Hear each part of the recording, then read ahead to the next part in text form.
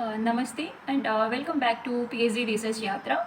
So another important awaiting video of till now is how to crack UGC NET JRF and how to stay motivated through the entire journey of preparation. So we are going to discuss today on that point. As for starting your PhD journey, definitely you need to go through the UGC NET or CSI NET, and the other entrance was there to enroll for PhD. But most of the subject in arts and commerce are into UGC NET, 85 subjects. So on point to that, we are having one special guest today.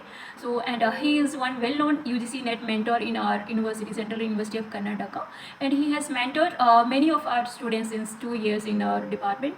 So recently, for the last cycle UGC NET December 2024, he was guiding to our PG students, MSW students. So out of 28, 50% have qualified for PhD admission and UGC NET and GET. So he was definitely a most inspired person and the favorite scholar of our students. So for that guiding mentors who encouraged for their career, and he got felicitation from our university vice chancellor as on the day of World Social Work Day for his contribution to the Department of Social Work students.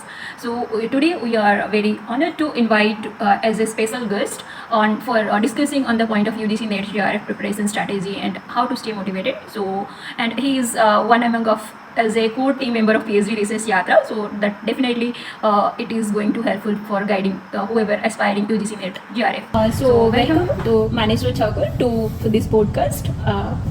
Thank you so much for this wonderful, beautiful, lovely introduction. Oh my God. Yeah, and thank you. specifically this video is for who is just enrolled to PhD through UGC NET and PhD admission, and who are preparing for UGC NET JRF. It's for you specifically, so stay tuned to the entire video, watch it. So welcoming you. So we are starting with that how means you are guiding to the early career stage who is just new to the UGC NET preparation. Okay. From where they have to start, and who don't know about what is exactly UGC NET. So just brief about it, basic to get clarification to our audience. Like for a fresher's mind, right? Yes, it's very new. So what I can say that UGC NET preparation, if we are well aware in advance, then we can think of preparing the UGC NET the moment we enter into the first semester of post-graduation, because the second paper consists of one sole paper on the subject. So if the students are aware about that after 2 years they have to face this UGC NET, they can go with the complete conceptual clarity on this paper 2. And then that is the first thing they can think of. And then we can say that the moment they are entering into this last semester of their post-graduation, it would be very much important to try for the UGC NET, and simultaneously, because that would be the semester they will be focusing on dissertation, not much lectures.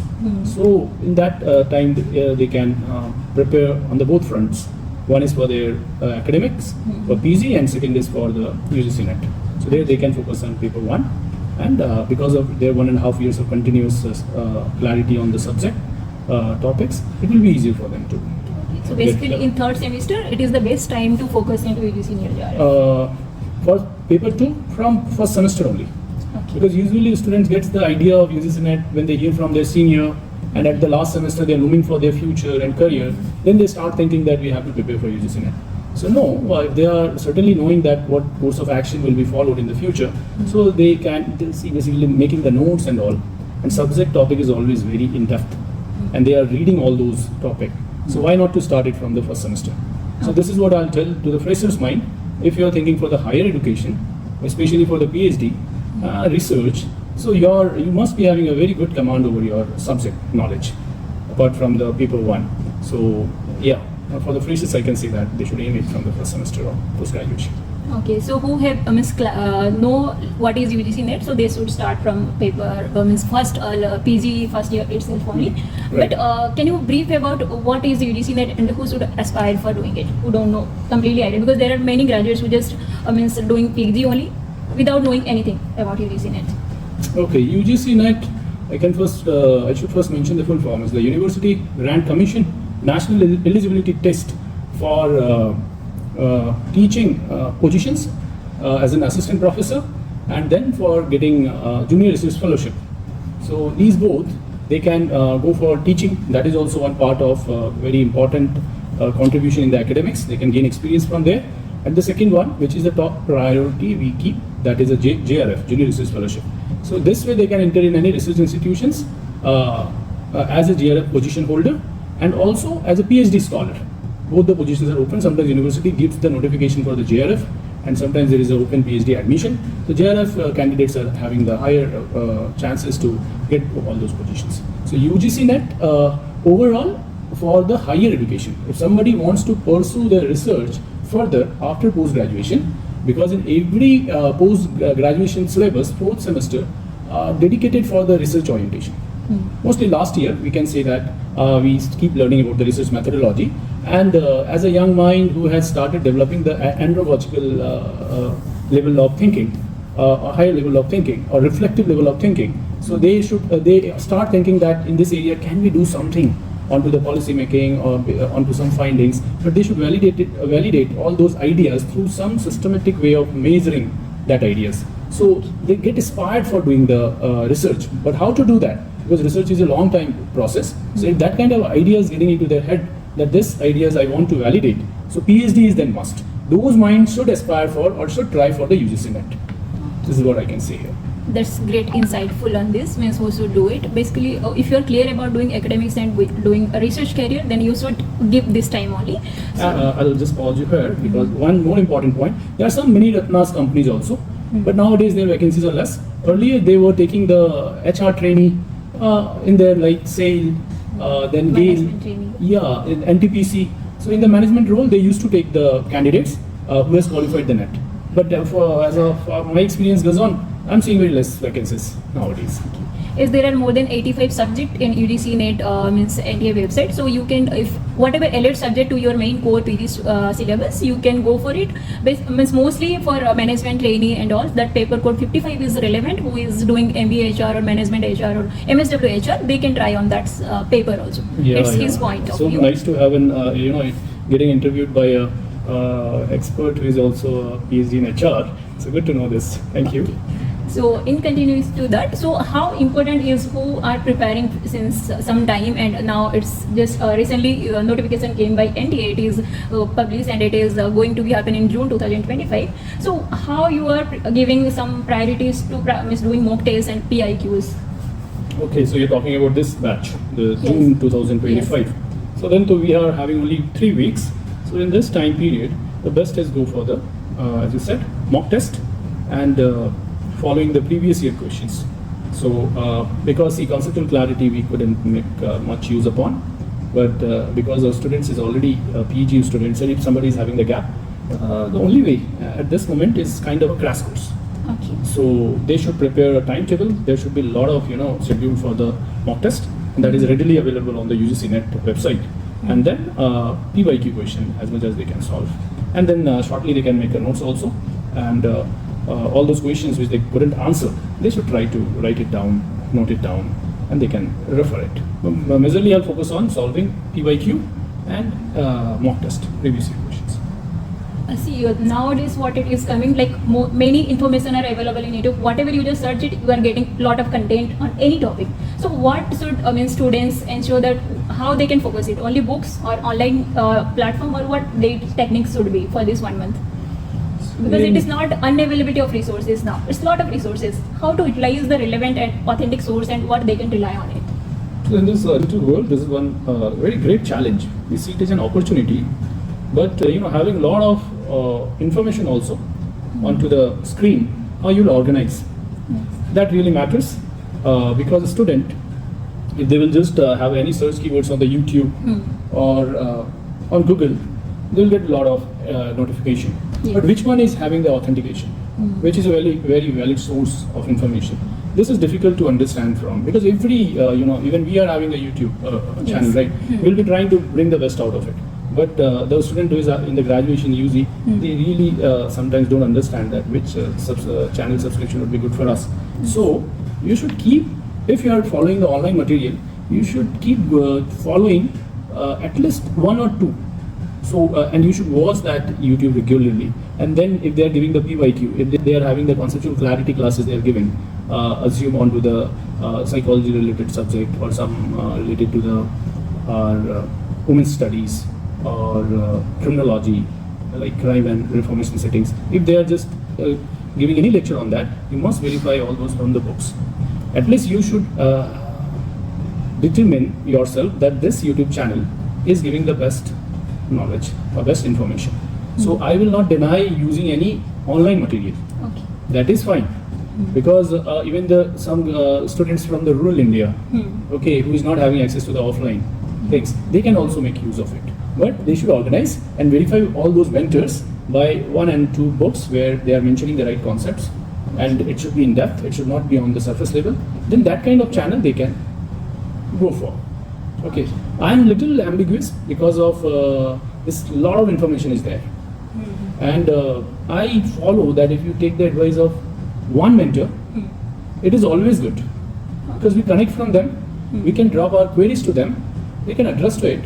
This way it goes better, and you're in a sync. Like today you completed one portion, tomorrow another portion. This way you can finish all the portion in a sync by subscribing to the one channel. I can say this.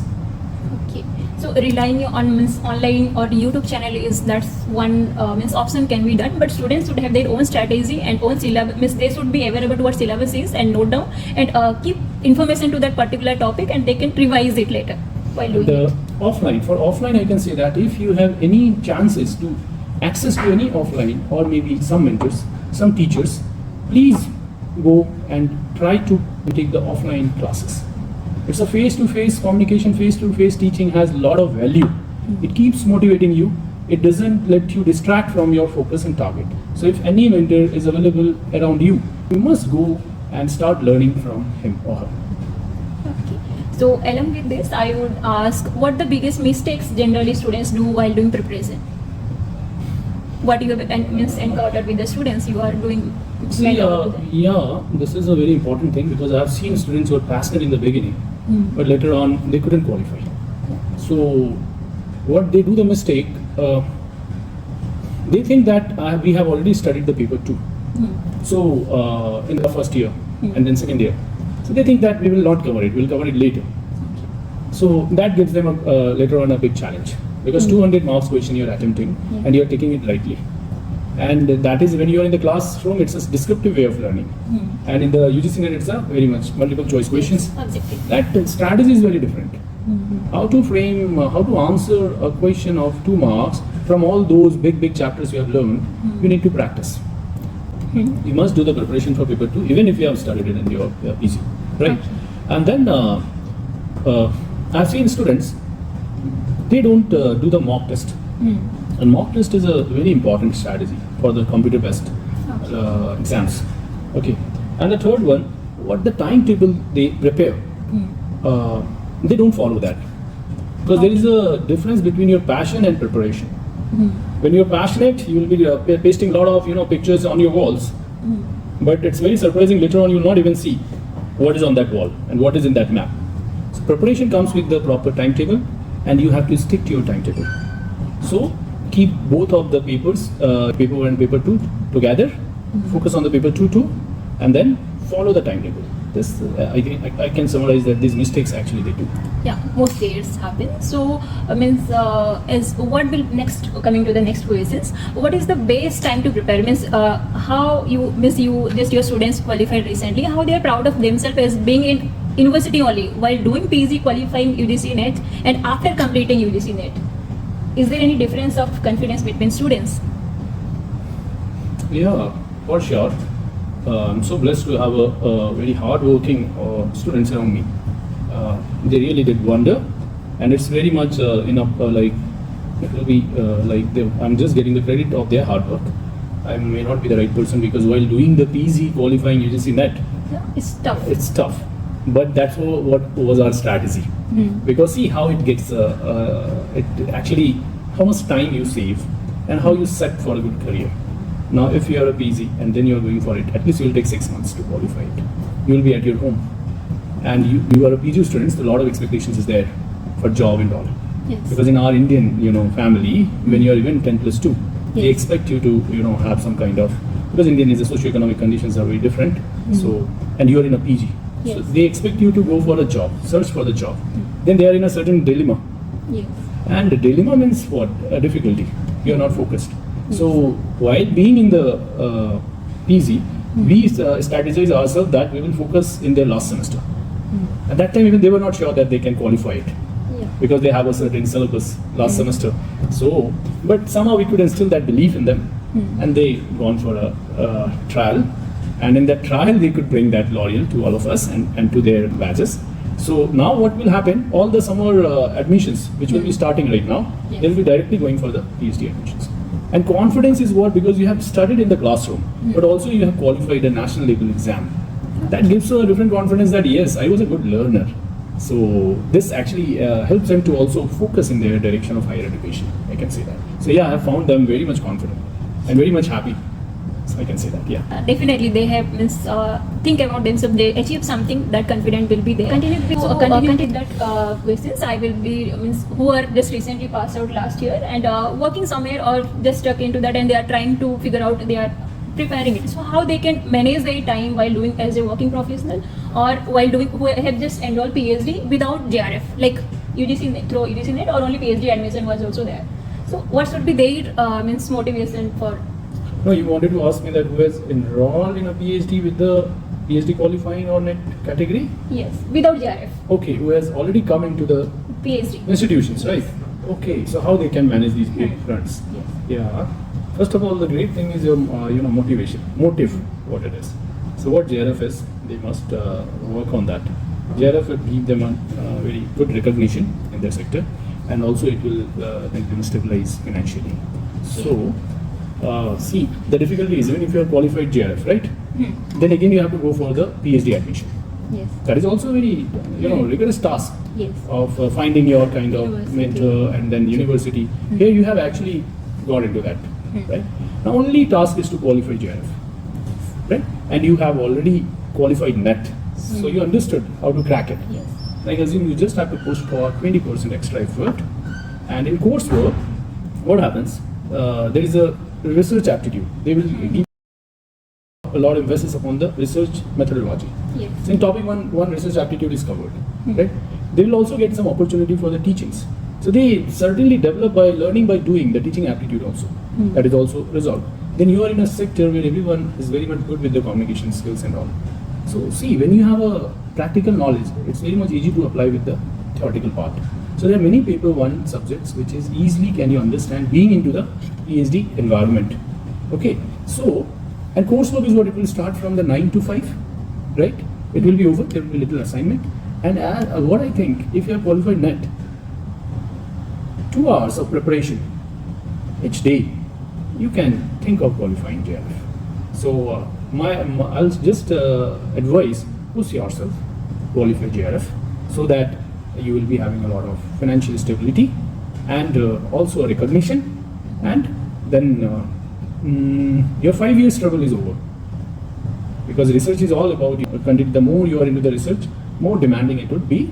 You'll be having less time. So before getting into the full time into the advanced phase of research, we just try to crack the JRF in this phase, and it is possible. I have seen many of those students who have done this, many of the scholars, because I'm also in the 4th year, 3rd year.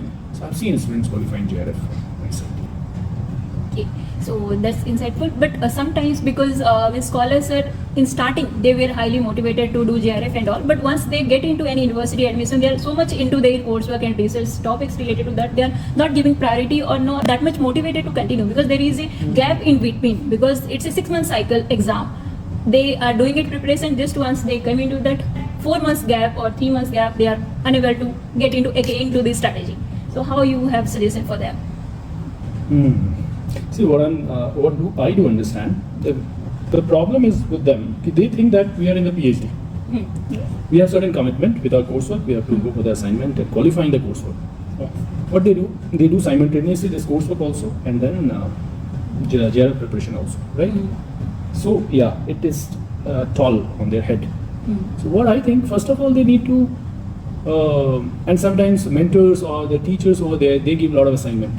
Yes. Okay. So what I can say, they should communicate this to their teachers also, that they are preparing for the JRF also simultaneously. It will not allow them to having the lesson assignment for sure, because we cannot do that. List sometimes Saturday, Sunday, these days are also they will be called upon. So they can, the mentors over there in the classroom, they will try to pack the assignment or other lectures between 9 to 5 in the working days, and rest days they can actually, or time they can actually use for their PhD JRF preparation. But they should definitely communicate to their teachers. Even during my time also coursework, even I did that mistake. So because some assignment is there, some tests are there, we are focusing full upon that, and then we are leaving our JRF schedule, that timetable which we have prepared. No, if you have taken up this challenge of qualifying JRF, you should not deviate yourself from the time schedule which you have prepared for the JRF. You have to stick to that. I can say this.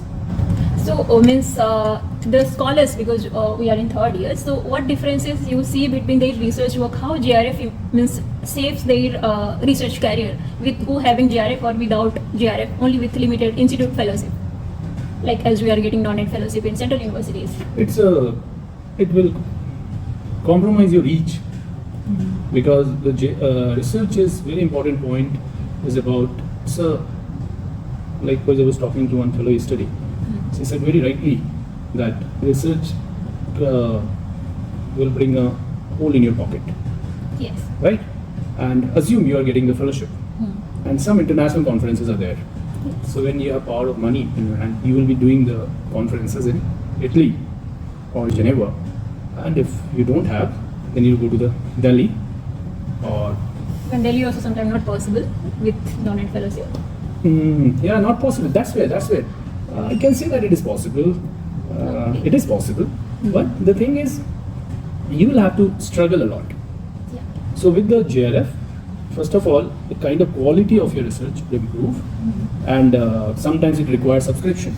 They assume you are very much good with your research area is qualitative data analysis, and your university is not having a subscription. So then some software you have to buy. So where from you'll do? Your quality will be compromised. Rather than going for the software-based analysis, you'll be doing some Excel sheet analysis. Time consuming, right? And then go for the conferences and all. You can attend the best conferences because the registration fee will be very higher. Traveling charges will be higher, right? Then paper publication is having some, article processing charges. So all these requires a lot of money. And then you have a semester fee, right? So a lot of printing, materials, your own laptop, your own maintenance, your light maintenance. Okay, and you are aged, 23, 25, 30. This age requires you to support your family too. So a lot of things are there. So if you are having a fellowship of support of 27K plus HRA, it will somehow substantially help you for 5 years or 3 years to qualify you, having very, very balanced and fine life in your PhD. I wish that with the vision of NEP, National Education Policy, like the great thinkers have brought up the research foundation, I wish that they should really focus on the fellowship amount of researchers, and it should not be limited to 37K plus, because you're producing knowledge, and knowledge needs support. At least knowledge is produced by the researcher, or researchers actually require support. So they should think for increasing that fellowship amount also. Yeah, as this podcast is specific to only UGC NET JRF, so a little bit we can discuss about, yes, there is a financial constraint in India for the scholars who are doing research work, as whoever is not qualifying JRF, so the age limit also a constraint. So that should be also not a criteria, because the age, we understand research, the JRF qualifying age is gone, kind of for some, because they are stuck into some work professionals and they thought of doing research and getting expertise, but leaving job and doing only PhD, that's a difficult task for many of them. They are not getting into a PhD degree also, or any kind of expertise to get into. So that's also a constraint. So means academicians should consider to this. Then coming to the point, based upon your experience, how you just suggest these 45 days to utilize for these upcoming exams, result oriented success plan, like how they should read and revise, kind of.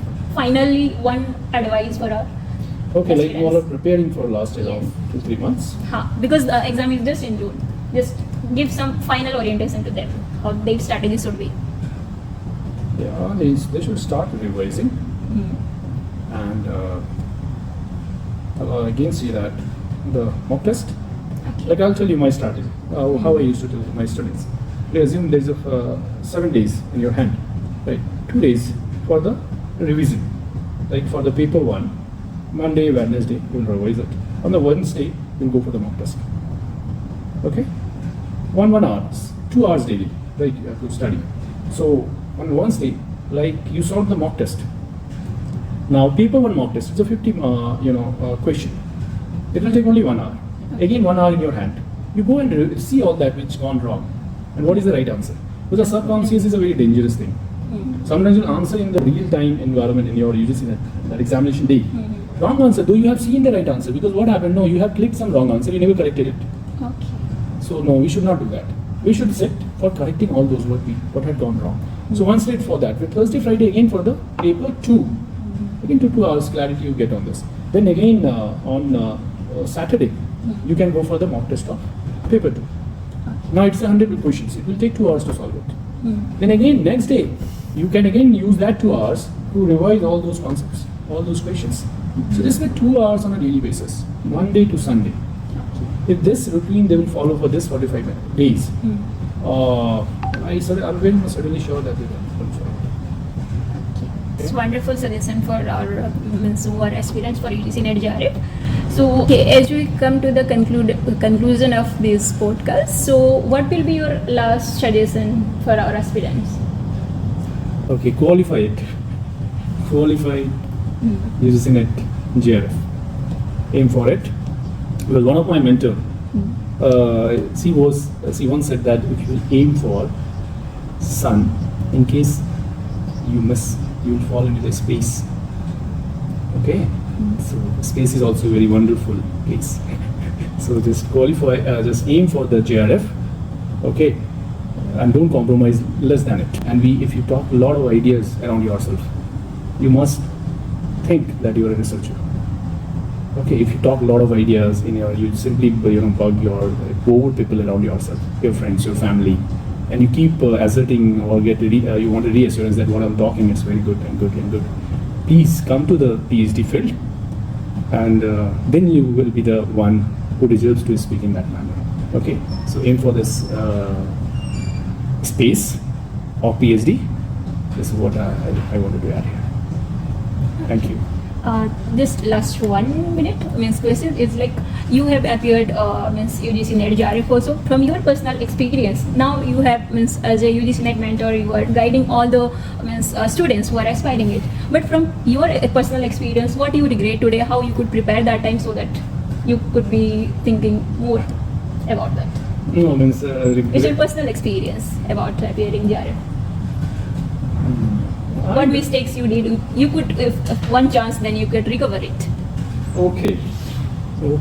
On your preparation strategy. It was going good. Only thing, sometimes you must speak to your family. That what you are thinking, what you are aiming. In our family, we are middle class, lower middle class. We are in a crisis actually. We people are in a crisis. That's what I think in our country. People who is very well off, they're full of distraction. And then people who are actually real need, they're in the crisis. And people whatever the talk is happening around this head now, very important. It will affect you. Tell your family to please have little patience and trust. Okay, for 2-3 months, ask them to support yourself. I'll say that we read about the communication topic of the paper 1, but we don't apply it. Start applying it to the people around you. Tell them about your goal, so that they will not come and somehow put another thought in your mind and you'll be distracted. If you have taken up anything, any challenge, I wish we should first fulfill it. And whoever comes to you, just hold your hand and just say that I have taken this challenge, I'll achieve it. After that, I'll see the next. Thank you. Yeah, thank you so much for sharing your insights on that from your personal experience also.